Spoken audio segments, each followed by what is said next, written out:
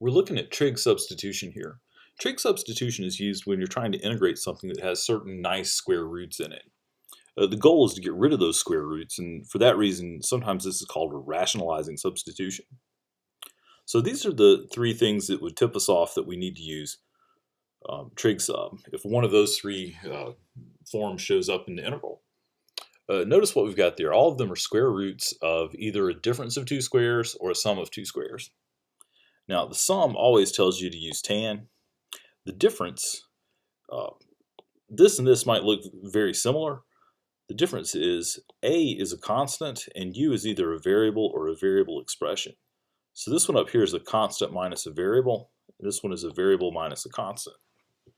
So let's just do the first example here. So on this one, we've got square root of 4 minus x squared over x squared dx.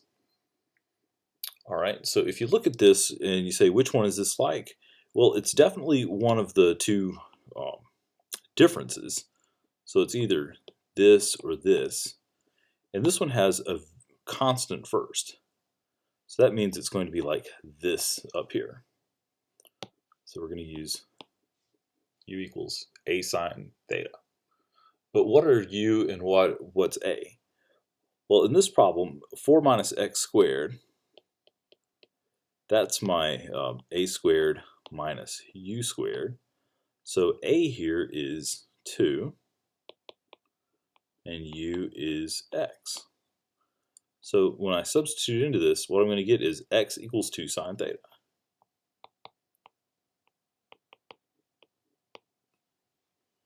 All right, so that's my substitution. Now, like with u substitution, I've got to take the differential of this. So dx is going to be 2 cosine theta d theta. And there's one more thing I want to do here. We could take this and just start replacing the x's and the dx up top, but this will save us some writing if we go ahead and just work out what the radical is. So I'm going to work out my radical beneath here. Square root of 4 minus x squared. I can rewrite that as 4 minus, well, x is 2 sine theta. So if I square that, well, I'll write it down. 2 sine theta squared. So that's 4 minus 4 sine squared theta. And this is nice because I can factor a 4 out. I'll look at 4 times 1 minus sine squared theta. And of course, 1 minus sine squared theta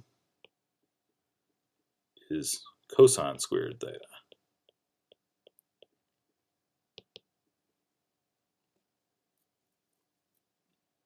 And let's see, the square root of that is going to be 2 cosine theta. All right, so I'm going to put a box around all this stuff over here, and I'm going to erase this stuff. And now we can come back up here and rewrite our integral. This is equal to, let's see, the radical gets replaced with 2 cosine theta. The x squared gets replaced with 4 sine squared theta. And then the dx gets replaced with 2 cosine theta d theta.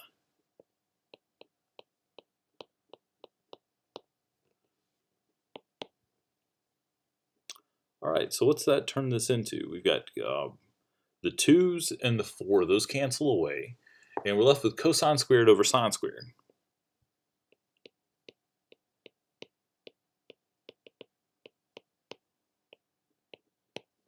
All right, how can we deal with that? Well, if you think about it, that's cotangent squared.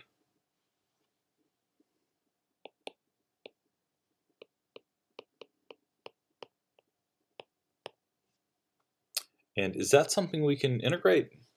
Well, not immediately, but we can turn it into something we can integrate. I'm looking around for my calculus book because I want to rewrite cotan. If I look at my trig inequality or trig identities, cotan squared is cosecant squared minus 1.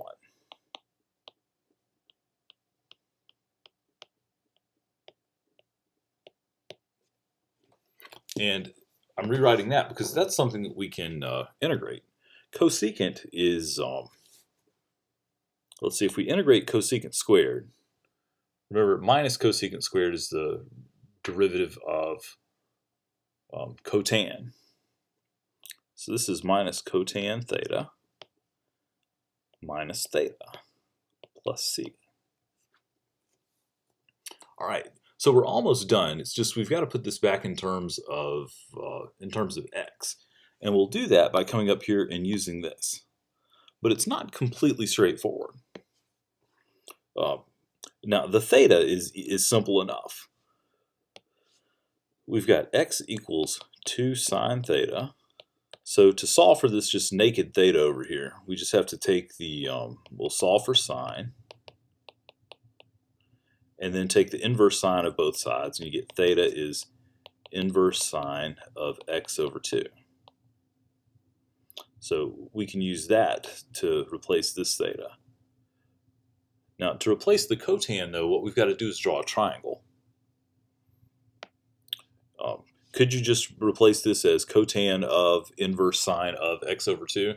You could, but I won't give you credit for that because that's a really ugly, it's an unwieldy expression, and we can do a whole lot better.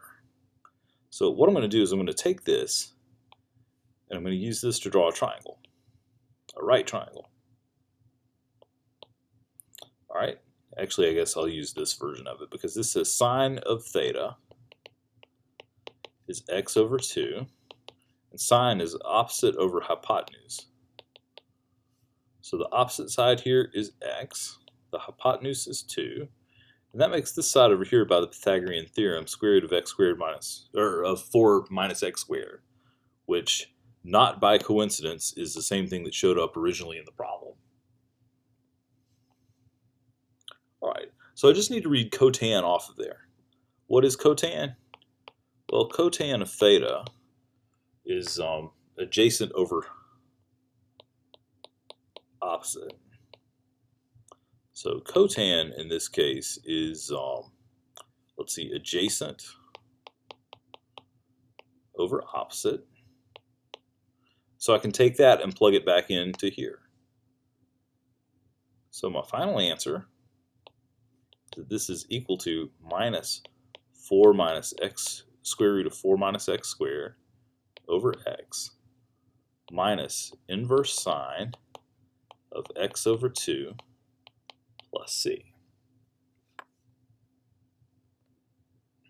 And that's our answer. These problems tend to be quite long, but we're going to do several examples of them.